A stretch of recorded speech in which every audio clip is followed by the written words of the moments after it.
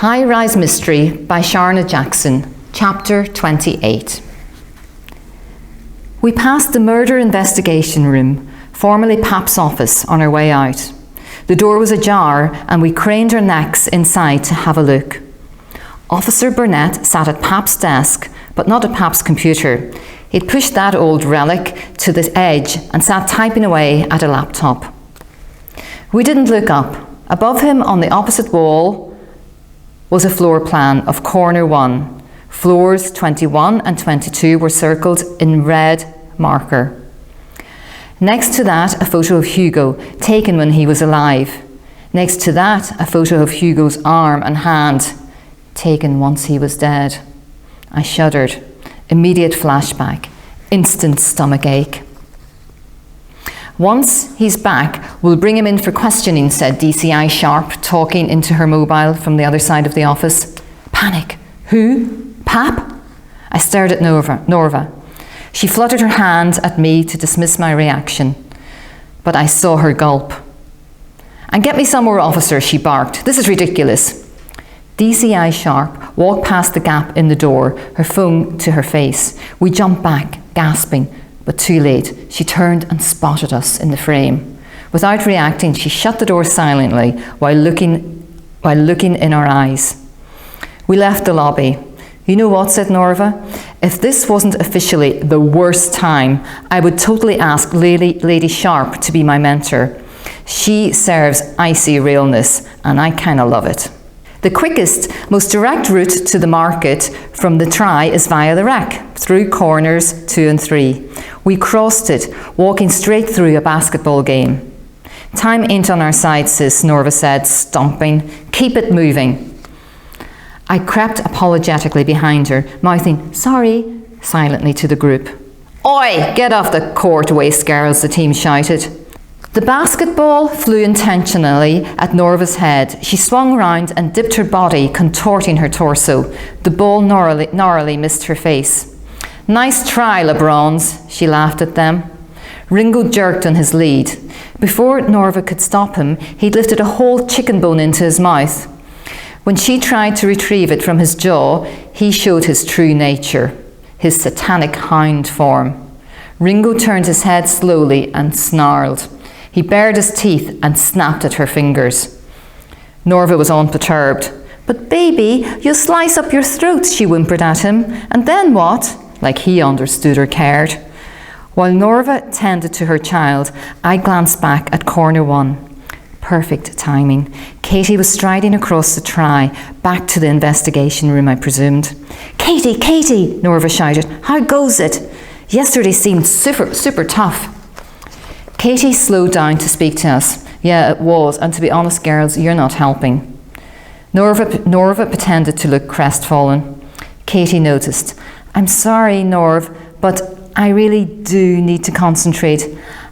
I've got loads on today. House-to-house interviews, more community liaison. I've barely had enough sleep. We're incredibly short on officers. It's just ridiculous. I'm so tired. What time did you leave last night? I asked. This morning, you mean, said Katie. About 4. Once the forensics were complete and the coroner finally showed up, she yawned. If it was for effect, the timing was perfect. So late, she continued, I could barely lift anything. Some of the evidence was so heavy. Like the paint can, I asked.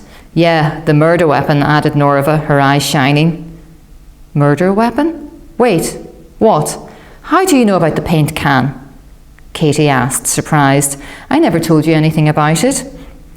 Norva looked at me. We found him, remember, she said to Katie, rolling her eyes. Ah, okay, of course, sorry, I forgot that for a moment, Katie said, giving me a weak smile. So, the paint can is the murder weapon, right? Norva probed. Girls, please, she said, I can't. Katie began to walk away. She refused to meet her eyes. She was serious. Katie, Norva called out after her. She kept walking. Her pace increased. Katie, please stop, just for a second, Norva pleaded. She stopped reluctantly. Norva touched her shoulder gently. Look, we get it. We know you can't chat police business. We know you're official, proper, legit. We know, we're proud. But come on, sis, throw us a bone on the paint can. If it's a murder weapon, blink twice for yes, Katie. That's all you have to do. Then we'll leave you alone. Katie sighed. She blinked twice, slowly. I really can't talk about this, girls, she said gently, looking at us with sad eyes before turning her head. She walked away without looking back. Weapon, paint can, most likely, suggested by Katie, 2407 902. I looked at Norva. Confirmation on the paint can, I sighed.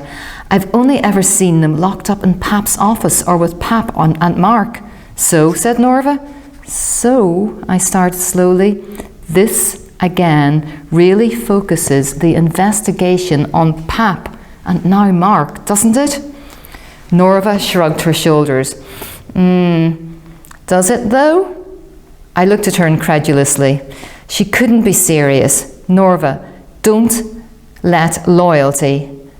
Come on, Nick, she snapped. Look where we are. This is the try. You can get anything here if you really wanted it. Anything. Be 100% less naive, she continued. All we know is it's blunt force trauma, also known as massive blow to the nut. It could be any of them. Kowalski is strong as hell too. Look at all the bags she carries. My stomach burned in violent, undisclosed disagreement. Let's get to the market, Norva said, breaking the silence. It's not back until Sunday, right? I nodded. We'll miss our chance to chat to the traders if we don't get there sharpish. Good point. We went via Better Buy. Norva needed a patty for the journey, and I could always do with a juice. Another scorching hot morning, 25 degrees, with no sign of stopping. I was thirsty. We tied Ringo in the shade, and he quickly fell asleep with a sigh. Sissy wheeled herself out from behind her till, away from her fan. Sweat sprung from her forehead immediately. Hello, sisters. We nodded, a lethargic hello at her. God bless you both today. She looked down, especially today. Norva's eyes narrowed immediately. What do you mean, especially today, Sissy? Well, you know, people are talking, a whole lot of chatter. I don't think your dad, did it, but that's the talk, especially from corner threes. They're mad that they're way down on the repair list, but God bless, their turn's coming. Sissy smiled at us. That smile quickly faded as Norva exploded. Why would you say that, Sissy? Why you out here telling us that you think our dad's a murderer? You should be ashamed, she spat. He got you this job, didn't he? God needs to bless you. Sissy was, as Norva would say, shook. Her embarrassment was palpable. I'm just saying, she said quietly to the floor. Her voice trailed away. Well, don't just say. Speak less, especially to us. Norva turned on her heel and stomped to the back of the shop. I shook my head at Sissy and ran to the aisle to join her. We put our faces through the plastic strips that covered the large fridge. Temporary relief from the heat and the rage. Norva's eyes were full of tears. She angrily snatched and opened a bottle of water.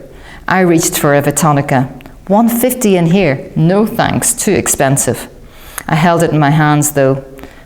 I thought you loved gossip, I whispered lightly, trying to calm her. Truth, she said, a tear rolling down her face, but not gossip about us, about our family.